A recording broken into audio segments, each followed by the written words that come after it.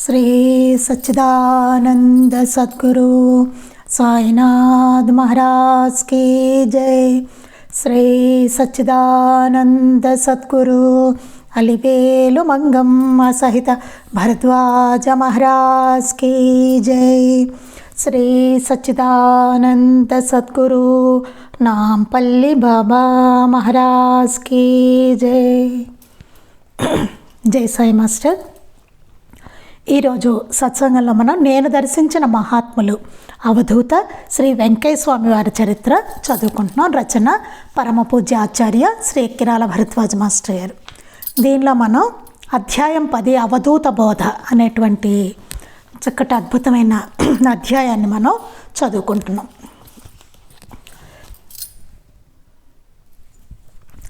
నిన్న సత్సంగంలో మనం ఏం చెప్పుకున్నామంటే, సామాన్యంగా లోకంలో మనిషికి మధ్య సంబంధం డబ్బే అయ్యింది।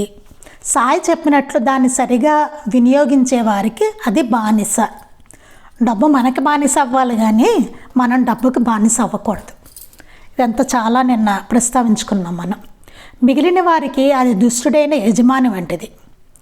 అర్థాన్ని ధర్మానికి వినియోగించుకుంటే ధర్మం బలైపోతుంది। సాయిబాబా లాగా స్వామి కూడా తమకు గడ్డం చేసిన మంగళకి 2 రూపాయలు ఇచ్చేవారు। బాబా ఎలా ఉదారంగా ఇచ్చేవారో అలాగే స్వామి కూడా, వెంకయ్య స్వామి వారు కూడా అలాగే ఇచ్చేవారు అనమాట। ఎవరి సేవను ఉచితంగా తీసుకోవద్దు, ఇవన్నీ మనకి బాబా చెప్పారు కదా। అవన్నీ మనకి వెంకయ్య స్వామి వారిలో కూడా కనిపిస్తాయి అన్నమాట। ఒకతను బండి అతనికి 6 రూపాయలు ఇస్తారనమాట స్వామి। అంతెందుకు ఇచ్చారు అతనికి అని చెప్పి అంటారనమాట। అతడు రోజు గనిలో కూలీకి పెడతాడు, కానీ ఈసారి మన కోసం బండి వేసి అతను మానుకుని వచ్చాడు, అందుకని చెప్పి అతనికి అంత ఇవ్వడం జరిగింది అని చెప్పి చెప్తారనమాట స్వామి।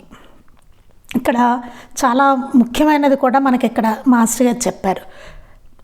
ప్రతిఫలం ఇవ్వవలసినది చేసిన పనికి మాత్రమే కాదు, దానికోసం పనివారు పడిన శ్రమ, వారు చేయవలసిన వచ్చిన త్యాగానికి కూడా ప్రతిఫలం మనం వాళ్ళకి ఇచ్చేది డబ్బులు ఇస్తాం కదా, మనం చేసినందుకు ఇస్తున్నాం కదా అని అనిపిస్తుంది, కానీ దీనికి మనం జాగ్రత్తగా ఆలోచించుకోవాలని చెప్తున్నారు।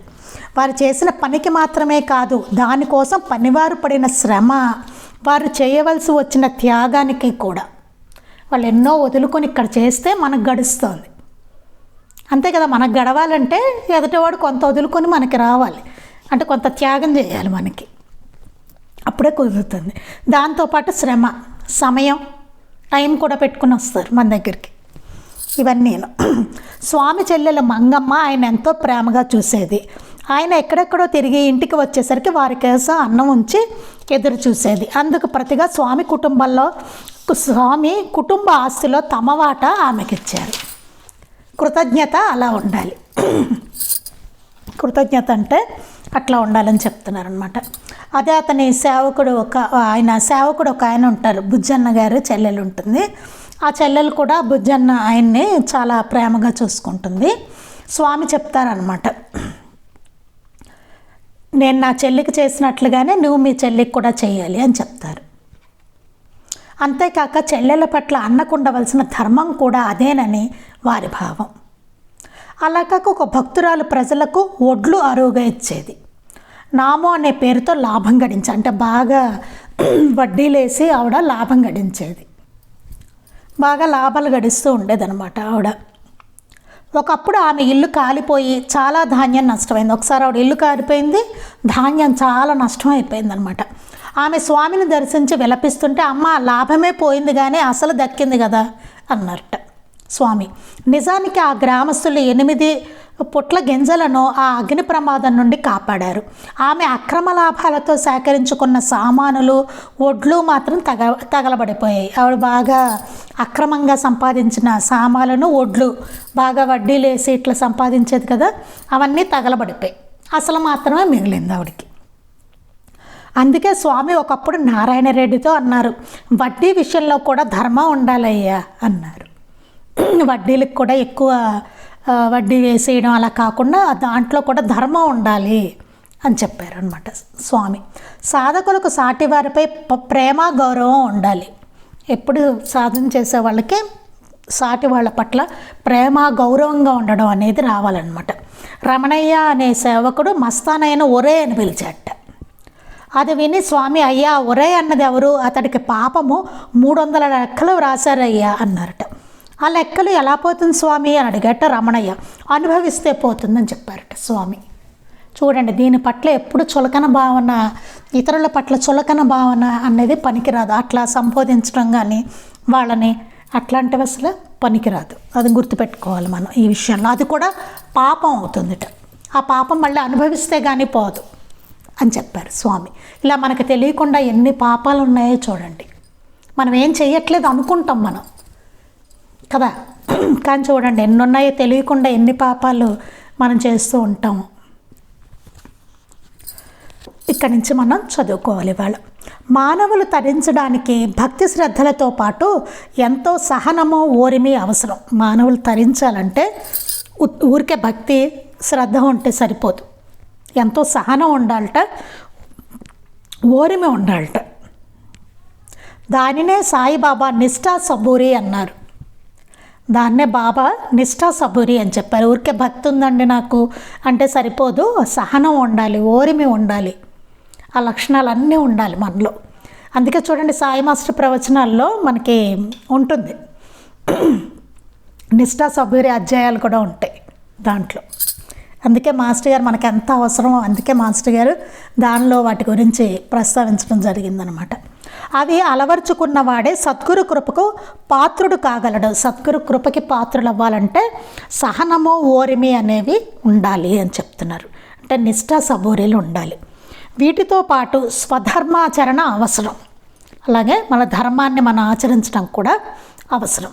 అందుకే వెంకయ్య స్వామి అన్నారు, పని చేయకుంటే ఉద్యోగం నష్టం, పని చేయకున్నా జీవనం రావచ్చు కానీ అది దక్కదు. ఎప్పుడు కష్టం చేస్తున్నా ఉండు, ధ్యానిస్తూనే ఉండు, లేకుంటే రోగంతో మూలుగుతూనైనా ఉండు. ఈ 3 దశల్లోనే భగవంతుడు నిరంతరము గుర్తుంటాడు. కర్మశేషము తీరుతూ ఉంటుంది. ఎంత బాగా చెప్పారో చూడండి. ఇక్కడ పని చేయకుంటే ఉద్యోగం నష్టం, అంతే కదండి. పని చేయకపోతే ఇంకెంత కదా, ఉద్యోగం నష్టమే కదా. పని చేయకున్నా జీవనం రావచ్చు కానీ అది దక్కదు. పని చేయకపోయినా ఏదో రకంగా మనం గడవచ్చు, కానీ అది దక్కదటండి. అది ఉండట, అంటే మనం కష్టపడకుండా సంపాదిస్తే అదేమీ ఉండదు అని చెప్తున్నారు. అది దక్కదు. ఎప్పుడు కష్టం చేస్తూనే ఉండు, ఎప్పుడు కష్టం చేస్తూ ఉండాలట, ఎప్పుడు కష్టపడుతూనే ఉండాలి అని చెప్తున్నారు. ధ్యానిస్తున్నప్పుడు, ఎప్పుడు కష్టం చేస్తున్నప్పుడు, ధ్యానిస్తున్నప్పుడు, లేకుంటే రోగంతో మూలుగుతున్నా ఉండు, లేకుంటే రోగంతో మూలుగంచు, లేకపోతే ధ్యానిస్తూ ఉండు, లేకపోతే రోగంతో మూలుగుతూ ఉండు అని చెప్పారు. ఎందుకంటే ఈ 3 దశల్లోనే భగవంతుడు నిరంతరము గుర్తుంటాడు, కర్మశేషం తీరుతూ ఉంటుంది. మనకి భగవంతుడు ఎప్పుడు గుర్తొస్తారండి? ఎప్పుడు కష్టం చేస్తున్నప్పుడు. ఎప్పుడు కష్టపడి పని చేస్తున్నాం అనుకోండి మనం నిరంతరం, అప్పుడు భగవంతుడు గుర్తుంటాడు. అలాగే ధ్యానిస్తున్నప్పుడు, బాగా ధ్యానం చేస్తున్నప్పుడు అప్పుడు గుర్తుంటారు భగవంతుడు. లేకుంటే రోగంతో మూలుగుతున్నప్పుడు, ఏదో ఒక రోగం వస్తుంది మనకి, అప్పుడు ఏం చేస్తాం? భగవంతుడిని తలుచుకుంటూనే ఉంటాం కదా. అందుకని ఈ 3 దశల్లోనే భగవంతుడు నిరంతరం గుర్తుంటాడు, కర్మశేషం తీరుతూ ఉంటుంది. అలా పడుతూనే ఉంటాము, భగవంతుడిని గుర్తుపెట్టుకుంటాము, ఆ కర్మశేషం అనేది తీరిపోతూ ఉంటుంట. అందుకే ఆవిడ కుంతిదేవి అందుట, నాయన నాకు ఎప్పుడు కష్టాలే ఇవ్వని చెప్పి అడిగిందట. అదేంటంటే అలా అయితేనే నేను నిరంతరం కృష్ణ పరమాత్మని, అలా అయితేనే నేను ఎక్కువ గుర్తుపెట్టుకుంటాను. సుఖాలు ఉంటే నాకు గుర్తుకు రాదు, అంతే కదండి. మనమే అది, మనకే బోధ. ఎందుకంటే సుఖాలుంటే మనం తలుచుకోం భగవంతుని ఎక్కువ. ఆ విలాసాల్లో మనం మునిగిపోతాం, ఆ సుఖంలో ఆనందంలో మునిగిపోతాం. మనం దాన్ని అనుభవిస్తూ ఉంటాం, ఆ సుఖాన్ని. భగవంతుడు గుర్తురాడు. ఇదే కష్టం ఉందనుకోండి, నిరంతరం ఆయన తలుచుకుంటూనే ఉంటాం. అలాగే రోగం వచ్చింది, ఏం చేస్తాం? నిరంతరం తలుచుకుంటూనే ఉంటాం కదా. ఆ మూలుగుతూ ఉంటాం, తలుచుకుంటూ ఉంటాం ఆయన్ని. అందుకే అన్నారు లేకుంటే రోగంతో మూలుగుతున్నా ఉండు అని చెప్పి అన్నారు. క్రొత్తగా కర్మ సంక్రమించదు కూడా. అప్పుడు అలా ఉన్నప్పుడు ఆయన స్మరణలో ఆయన ఇదిలో ఉన్నప్పుడు కొత్తగా కర్మ అనేది మనకి సంక్రమించదు. ఎందుకంటే వేరే వాడి జోలికి మనం వెళ్ళట్లే, ఆయన్నే నిరంతరం స్మరించుకుంటున్నాం. అప్పుడు కొత్తగా కర్మ అంటుకోవడం అనేది మనకు ఉండదు. ఈ సూత్రం ఆయన ఆచరించి చూపారు కూడా. ఒకసారి స్వామివారికి మోకాళ్ళు పట్టుకుపోయి నడవలేకపోయారు. ఇదే సూత్రాన్ని ఆయన ఆచరించి చూపారట. అది ఎట్లాగో చూద్దాం. ఒకసారి స్వామివారికిట మోకాళ్ళు పట్టుకుపోయి నడవలేకపోయారు. మోకాళ్ళు పట్టేశాయట స్వామికి, నడవలేకపోయారట ఆయన. సేవకులు ఎంతగా బతిమాలినా ఆయన వైద్యం చేయించుకోలేదు. సేవకులు చాలా బతిమాలరట, అయినా సరే స్వామి వైద్యం చేయించుకోలేట. తాము అడుగకనే స్వామి తగిన చికిత్స తెలపాలని, అది చేసి స్వామివారికి కాళ్ళు బాగు చేయాలని తలచి కస్తూరి అంకయ్య గారు గొలగమూడు వచ్చారు. స్వామికి ఎలాగైనా కాళ్ళు బాగు చేయించాలి, స్వామి ఆయనే చికిత్స ఏంటో చెప్పాలి, ఆయన అంతటా ఆయనే మేము అడగకుండాను ఆయన కాళ్ళు బాగు చేయించాలని చెప్పేసి ఆయన అంకయ్య గారు అని ఆయన గొలగమూడు వచ్చారట. స్వామికి తెలియనిది ఏమున్నది, ఆయన ఇలా అన్నారు. ఆయన ఎందుకు వచ్చారో తెలుసు స్వామికి. ఆయన అన్నారట, ఈయనకి ఎందుకయ్యా, ఆ మాయన్నే కూర్చుంటే లెక్క, కర్మఫలం తగ్గిపోతుంది కదా. మరలా అర్ధరాత్రి 2:30 గంటలకు అతడు అట్టి సంకల్పంతో స్వామి ఎదుట కూర్చున్నాడు. అలా కూర్చుంటే అది తగ్గిపోతుంది కదా, కర్మఫలం పోతుంది కదా, తగ్గిపోతుంది కదా అని చెప్పి అన్నారట. ఈయన ఎందుకయ్యా అంత కష్టం ఈయనకి అన్నారట చూసి. సరే అతను ఏం చేశాట, కానీ 2:30 గంటలకు అతడు అట్టి సంకల్పంతో స్వామి ఎదుట కూర్చున్నాడు. అర్ధరాత్రి కూడా 2:30కి స్వామి చెప్పాలి అట్లాగట్లా ఆయనకి తగ్గేలాగా మనం చికిత్స చేయించాలి, బాగు చేయించాలి కాళ్ళు అని చెప్పి కూర్చున్నట్ట స్వామి ఎదురుగుండా. స్వామి అతన్ని చూచి అట్లా అడగకూడదయ్యా అన్నారు. స్వామి అన్నారట, నువ్వు అట్లా అడగకూడదయ్యా అని చెప్పారట. అంకయ్య చికిత్సా విధానము తెలుపమని మరలా సైగ చేయగానే, అలా అయితే మళ్ళీ రావాలయ్యా, తప్పు, అలా అడగకూడదు అన్నారు. ఆయన మళ్ళీ అన్నట్ట, చికిత్సా విధానం మీరు ఏమన్నా చెప్పండి అంటే మళ్ళీ స్వామి అన్నారట, అలా అయితే మళ్ళీ రావాలయ్యా, తప్పు, అలా అడగకూడదు నువ్వు అన్నారట. అలానే ఒకసారి స్వామికి 15 రోజులు, అంటే ఆయన ఏంటంటే ఏ చికిత్స చేయించుకోలేదు, ఎంతమంది అడిగినా సరే ఆయన ఒప్పుకోలేదు. అసలు చెప్పడం కూడా చూడండి ఎంత సౌమ్యంగా చెప్పారో చూడండి. వాళ్ళేం తిట్టలేదు.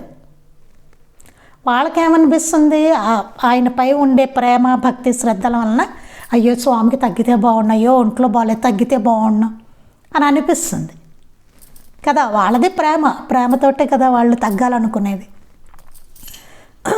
కానీ స్వామి అంటే నేర్పిస్తున్నారు, ఎంత ఓరిమి ఉండాలి, ఎంత సహనం ఉండాలి, ఇవన్నీ నేర్పిస్తున్నారనమాట. అలా అడగకూడదు అని మాత్రం చెప్పారనమాట. అలానే ఒకసారి స్వామికి 15 రోజులు విరేచనాలైనా చాలా బలహీనంగా ఉంటే ఒక భక్తుడు మందు తీసుకోండి స్వామి అన్నాడు. ఒకసారి ఇలాగే స్వామికి 15 రోజుల పాటు విరేచనాలు అయ్యాయట, చాలా బలహీనంగా ఉన్నారట స్వామి. ఒక భక్తుడు అన్నట్ట, స్వామి మందు తీసుకోవచ్చు కదా, మందు తీసుకోండి అన్నారట. ఆయన దేవుడిచ్చినది అనుభవించవద్దా అయ్యా అన్నారు. స్వామి ఏమన్నట్టు, దేవుడు ఇచ్చాడు అనుభవించొద్దా అని చెప్పారట స్వామి. అంటే మనకు కూడా ఇది ఒక పాఠం అన్నమాట అండి. ఏంటంటే మనం ఏదైనా మంచి జరుగుతున్నప్పుడు అది భగవంతుడు ఇచ్చాడు అనుకుంటాం, అంతే కదండి. అమ్మా మాస్టర్ గారి దయ, బాబా దయ, ఆయన ఇచ్చారు మనకి అనుకుంటాం. కానీ ఏదైనా కష్టం వచ్చినా, అనారోగ్యం వచ్చినా ఏమనుకుంటాం మనం, ఇదేంటి బాబా ఇట్లా చేశారు, ఎందుకు వచ్చింది నాకు, ఇంత చేస్తున్నాను అయినా నాకెందుకు వచ్చింది అనుకుంటాం. అది ఆయన ప్రసాదం అనుకుంటామా, ఆయన దయ వల్ల అనుకుంటామా, అసలు అనుకోం చూడండి.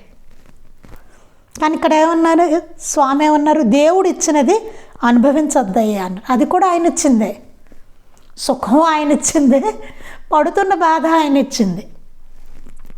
ఇదంతా మనం చూడండి, స్వామి ఆచరణతో చూపించారు ఎట్లా తీసుకోవాలి అన్నది. మనం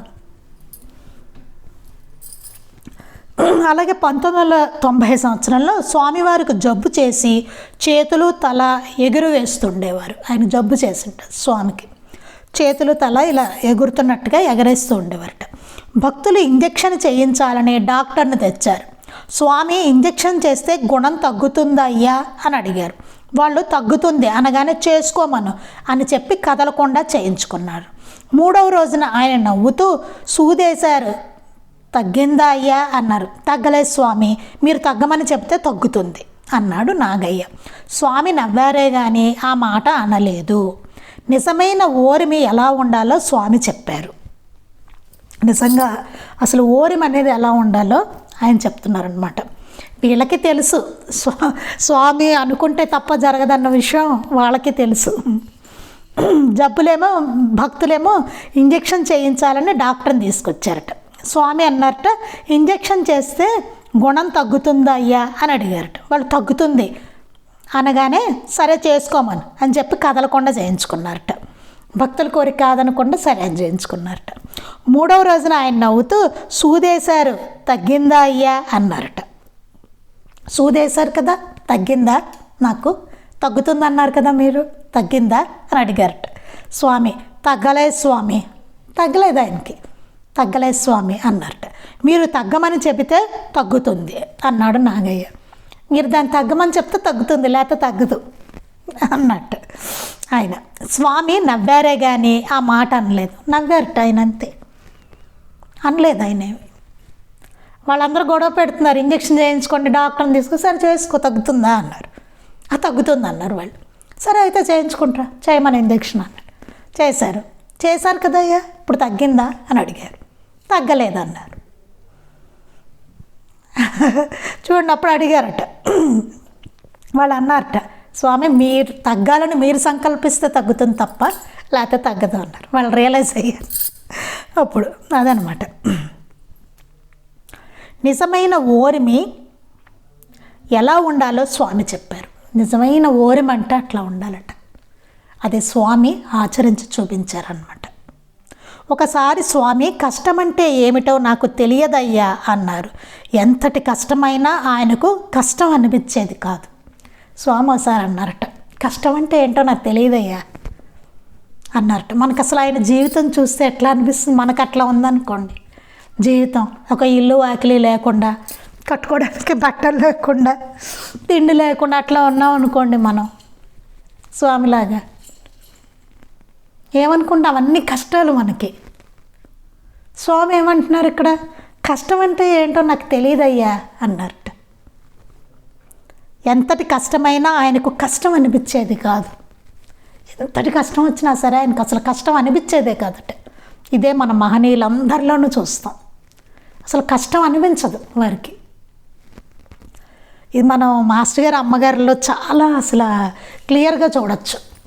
వారు ఒక గృహస్థులుగానే వచ్చారు కదా, గృహస్థాశ్రమంలో ఉన్నారు కదా. ఎన్నో కష్టాలు మాస్టర్ గారికి వచ్చినవి, మామూలుగా కాదు, చాలా కష్టాలు మాస్టర్ గారు. నిజంగా మహాత్ములకు వచ్చే కష్టాలు మనకు ఉండవు, ఎన్నో కష్టాలు మాస్టర్ గారికి. ఆయన ఎప్పుడు అసలు కష్టం వచ్చిందని అనుకునేవారే కాదు. ఆ వస్తూ ఉండేవి, ఇలా వెళ్ళిపోతూ ఉండేవి అంతే. ఏది ఆగేది కాదు, వస్తూనే ఉండి వెళ్ళిపోయి. వీళ్ళు ఎప్పుడు హాయిగా సచ్చిదానందంలోనే ఉండేవారు, ఎప్పుడూ ఆనందంగానే ఉండేవారు. కష్టం వచ్చిందన్నది అసలు వాళ్ళ నుంచి వచ్చేది కాదు, అది ఫీల్ అవుతున్నట్టే ఉండేది కాదు. కష్టం మనలా ఉండదు. చూడండి, ఎంతటి కష్టమైనా ఆయనకు కష్టం అనిపించేది కాదు. చూసారండి, అంత పరిణతి అట్లా ఉండాలన్నదే మాస్టర్ గారు మన నుంచి కోరుకునేది. ఎప్పుడు అన్నిటికీ చెదరనటువంటి స్థితి అట్లా ఉండాలని. మనం బెంబేలెత్తిపోతాం చూడండి, చిన్న కష్టం వచ్చినా. ఇలా ఓరిమి ధర్మాచరణ సద్గురు సేవ చేయకనే మంత్రోపదేశంతో ముక్తి పొందవచ్చని ఎందరో చదువుకునే ముందు ఒకటి శ్రీరామచంద్రుడు చూడండి, ఆయన చూద్దాం. రాముల వారు ఆయన రాజు, అలాంటిది అంతటా ఆయన మరి అడవిలో ఉండాల్సి వచ్చింది. సీతాదేవి, లక్ష్మణుడు, రాముడు. ఎంత పెద్ద కష్టం మామూలుగా కదా. మనందరం కూడా అనుకుంటాం, అబ్బా ఎంత కష్టం. అప్పుడు ప్రజలు కూడా ఎంతో బాధపడ్డారు, ఎంత కష్టం అని. అవునా? దశరథుడు కూడా ఆయన ఎంత బాధపడ్డాడు పాపం కదా. కానీ ఆయన కష్టం అనుకున్నారా? అనుకోలే.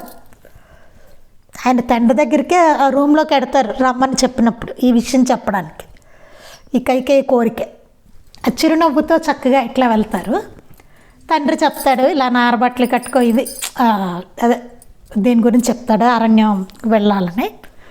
ఆవిడ కూడా చెప్తుంది ఎట్లా కాదు నారబట్టలు కట్టుకుని వెళ్ళాలి, ఈ డ్రెస్సులతో ఎట్లా వెళ్ళడానికి వీలు, ఇవన్నీ చెప్తుంది ఆవిడ కైకేయి కూడా. చెప్పిన తర్వాత ఆయన అలాగే అంటారు, నమస్కరిస్తారు తండ్రికి తల్లికి, అదే కైకేయికి నమస్కరించిన తర్వాత అదే చిరునవ్వండి. ఎలా వెళ్ళారో ఆయన అలాగే వెనక్కి వచ్చారట. మొహంలో ఎక్కడ చేంజ్ లేట. ఎలా వెళ్ళారో అట్లాగే వచ్చారట. అంత విన్నా సరే. అన్నేళ్ళు వనవాసమా? అసలు ఆయన కష్టంగా ఆయన అనుకోలేదు దాన్ని. అసలు పట్టాభిషేకానికి రెడీగా ఉన్న ఆయన అడుగుకెళ్ళి అంత ఎంత డ్రాస్టిక్గా మారిపోయిందో చూడండి. అసలు వాళ్ళ జీవితాలు చూస్తే అట్లా ఉంటాయి. అది ఇవన్నీ మాస్టర్ గారి దగ్గర కూడా ఎన్నో కనబడతాయి మనకి చూస్తే. ఆయన ఒక చోట ఉండదంట లేదు, ఊళ్ళు మారిపోయేవారు, ఉద్యోగాలు టకటకటక. అంటే బాబాయ్ ఎక్కడుంచితే అక్కడ అనేవారు అంతే. ఇలా ఓరిమి ధర్మాచరణ సద్గురు సేవ చేయకనే మంత్రోపదేశంతో ముక్తి పొందవచ్చని ఎందరో భ్రమిస్తారు. చాలామందిట ఇట్లా ఓరిమి ధర్మాచరణ సద్గురు సేవ చెయ్యకనే, ఇవేమీ లేకుండానే, ఓరిమి ఉండక్కర్లేదు, ధర్మాచరణ ఉండక్కర్లేదు, ఒక సద్గురువుని సేవించుకోనక్కర్లేదు, ఇవన్నీ చేయకుండా మంత్రోపదేశంతో ముక్తి పొందవచ్చు, ఏదైనా మంత్రం ఉపదేశంతో ముక్తి పొందేయచ్చు అని భ్రమిస్తారట. అది చాలు, మంత్రోపదేశం చాలు, మనం ఏం మార్చుకోక్కర్లే, ఓరిమి అక్కర్లేదు, సహనం అక్కర్లేదు, ధర్మాచరణ అక్కర్లేదు, సద్గురువుని ఎవరిని సేవించుకోనక్కర్లేదు, మంత్రోపదేశం పొందితే చాలు అని ఎంతోమంది భ్రమిస్తారు. కానీ సాయిబాబా వలె వెంకయ్య స్వామి కూడా ఉపదేశము అక్కర్లేదని ఖండితంగా చెప్పారు. చాలా బాగా మనకి ఇక్కడ సిమిలారిటీస్ కనిపిస్తాయి బాబాది వెంకయ్య స్వామి వారిది. బాబా లాగానే బాబా ఏం చెప్పారు, ఉపదేశాల కోసం పరిగెట్టద్దని చెప్పారు ఆయన. అలాగే వెంకయ్య స్వామి కూడా ఉపదేశాలను ఆయన వద్దని అక్కర్లేదని ఖండితంగా చెప్పారు. మహనీయులందరూ చెప్పింది ఇదే, ఉపదేశాల కోసం పరిగెట్టవద్దు. ముఖ్యంగా బాబా చెప్పారు, వెంకయ్య స్వామి కూడా చెప్పారు, ఉపదేశాల కోసం పరిగెట్టద్దని. అసలైన ఆధ్యాత్మికత అంటే ఓర్మి, సహనము, ఇవన్నీ కలిగి ఉండడం, మంచి గుణాలు కలిగి ఉండడం, ధర్మాచరణ ఉండాలి, సద్గురు సేవ ఉండాలి. వీటన్నిటి ద్వారానే మనం ముక్తి పొందగలుగుతాం అని చెప్పారు. అదే సరైన ఆధ్యాత్మికత. అదే అలా కోరిన ఒక భక్తునితో స్వామి మంత్రం ఎక్కడుంది, తంత్రం ఎక్కడుందయ్యా, చూచుకుంటూ పోయేదే కదయ్యా అన్నారు. ఒక అతను అడిగట, సరే స్వామి ఇట్లా ఏమైనా మంత్రోపదేశాలు అట్లా చేస్తారా, ఏమైనా ఉందా అని అడిగట. అంటే మంత్రం ఎక్కడుంది, తంత్రం ఎక్కడుందయ్యా, చూచుకుంటూ పోయేదే కదయ్యా అన్నారట. మనం ఎట్లా ఉన్నామో చూసుకుంటూ వెళ్ళడమే, సరైన విధంగా మనం ఉండడమే అంతే తప్ప ఈ మంత్రాలు తంత్రాలు ఏమీ లేవు, దానివల్ల బాగుపడేదేమీ లేదని చెప్పారు స్వామి. మహాత్ములందరూ ఆచరించి చూపిన సద్గురు సేవ, ధర్మాచరణ, ఓరిమి, ప్రేమలనే సూత్రాలు గుర్తుంచుకొని సాగిపోవడమే మార్గమని వారు చెప్పారు. మహనీయులు ఏదైతే వాళ్ళు చెప్పారో, ఆచరించి చూపారో అది చూసుకుంటూ మనం చేసుకుంటూ వెళ్ళడమే, అదే ఆయన చెప్పింది అక్కడ. మహాత్ములందరూ ఆచరించి చూపారు దాన్ని. సద్గురు సేవ, ధర్మాచరణ, ఓరిమి, ప్రేమలనే సూత్రాలు గుర్తుంచుకొని వాటినన్నిటినీ మహాత్ములు ఏదైతే చేశారో వాటినన్నిటినీ మనం ఆ సూత్రాలను గుర్తుంచుకొని సాగిపోవడమే మార్గమని వారు చెప్పారు. అలా చూసి మనం వారిని చూసి మనం కూడా ఆచరించుకుంటూ వెళ్ళడమే మార్గం. సద్గురు సేవ, ధర్మాచరణ, ఓరిమి, ప్రేమ, ఇట్లా ఇందులో ఉన్న ఈ సూత్రాలన్నిటినీ మనం ఆచరించుకుంటూ వెళ్ళాలి. అదే మహాత్ములు ఏదైతే ఆచరించి చూపారో మనకి దాన్ని మనం చేసుకుంటూ వెళ్ళడమే అన్నమాట. అందుకే మహాత్ములు ఎక్కువగా వాచా బోధించరు. స్వామి ఎప్పుడు మీరు మౌనంలో ఉంటే మంచి చెడ్డలు తెలిసేదెలా అని రోసిరెడ్డి అడిగితే స్వామి 300 ఇస్తే సాదయ్య వచ్చి చెబుతాడు అన్నారు. అందుకే మహాత్ములు ఎక్కువ వాచా బోధించరని చెప్తున్నారు. ఇక్కడ ఏంటంటే ఎప్పుడు మీరు మౌనంలో, ఒక అతను అడిగట, స్వామి మీరు ఎప్పుడు మౌనంలో ఉంటారు, మరి మంచి చెడ్డ మాకు ఎలా తెలుస్తుంది, మీరు చెప్తేనేగా తెలిసేది, లేకపోతే మాకు ఎట్లా తెలుస్తుంది అన్నారట. అని రోసిరెడ్డి అడిగితే స్వామి అన్నారట 300 ఇస్తే సాదయ్య వచ్చి చెప్తాడు అన్నారట. డబ్బులు ఇస్తే ఎవడైనా వచ్చి చెప్తాడు మంచి చెడ్లు అని చెప్పారట. అంటే వాచ ఎవరైనా చెప్తారు కదండి, ఆచరణ చాలా కష్టం. ఇప్పుడు నన్ను అడిగారు అనుకోండి, ఏమైనా మంచివి చెప్పండి అన్నారనుకోండి, చాలా చెప్తాను, పెద్ద లిస్ట్ కూర్చుని ఇక్కడ మై కూర్చుకుని. కానీ ఆచరణ, నేను అన్నీ ఆచరిస్తున్నానా? వాచ చెప్పడానికి ఎన్నైనా చెప్పచ్చు, మనం ఇలా ఉండాలి అలా ఉండాలి, మనం ఇలాగా అలాగా అని ఎన్నైనా చెప్పచ్చు. కానీ ఆచరణ, కానీ చూడండి మహాత్ముల దగ్గర వేరేలా ఉంటుంది. వాళ్ళు ఏం చెప్పారో అది ఆచరించి చూపిస్తారు, వారి ఆచరణే. కానీ ఇక్కడ స్వామి ఏమంటున్నారో చూడండి, 300 ఇస్తే సాదయ్య వచ్చి చెప్తే ఎవరైనా చెప్తారు. 300 ఇస్తే ఏముంది, కూర్చొని చెప్పయ్యా అంటే చెప్పరా? అంటే వాచ ఎంత చెప్పినా ప్రయోజనం ఉండదు, మహాత్ముల ఆచరణ నుండే తెలుసుకోవాలని వారి భావం. వాచ ఎంత చెప్పినా ఏముందని విని ఊరుకుంటాం, అట్లా గడిచిపోతూ ఉంటుంది కదా.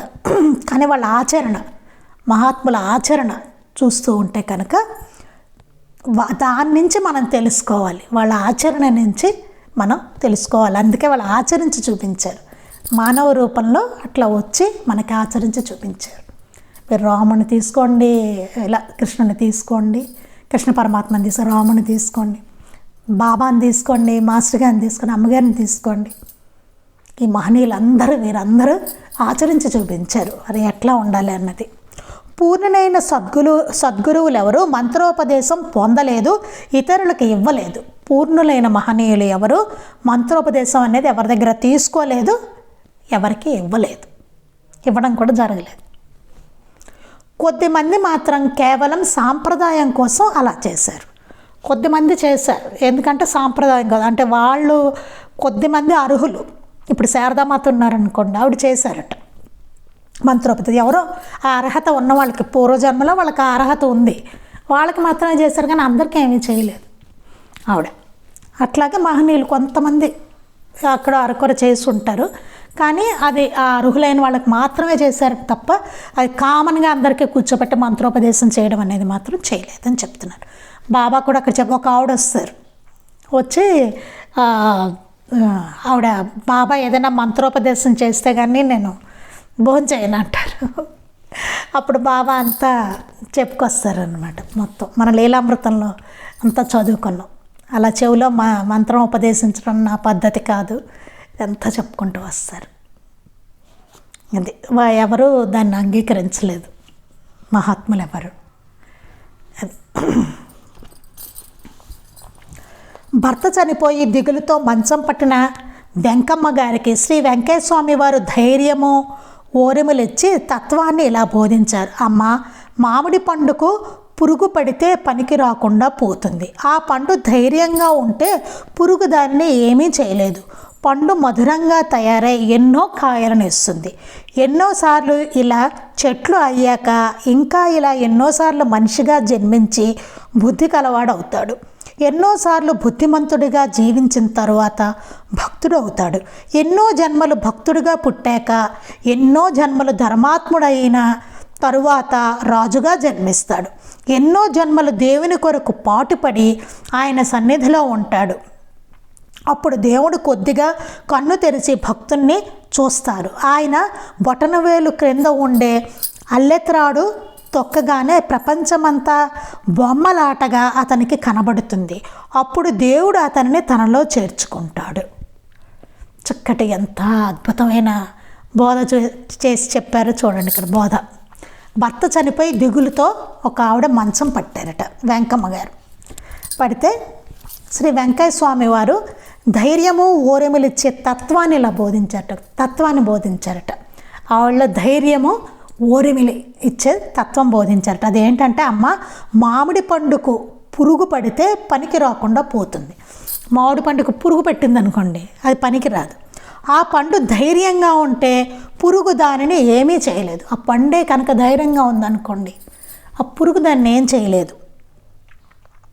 పండు మధురంగా తయారై ఎన్నో కాయలను ఇస్తుంది. అప్పుడు పండు ఏమవుతుంది, చాలా మధురంగా తయారవుతుంది. దాని నుంచి మళ్ళీ ఎన్నో కాయలు వస్తాయి.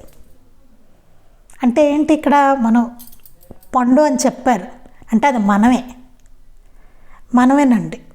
మనకు వచ్చేవన్నీ అన్నమాట ఈ పురుగులు లాంటివి.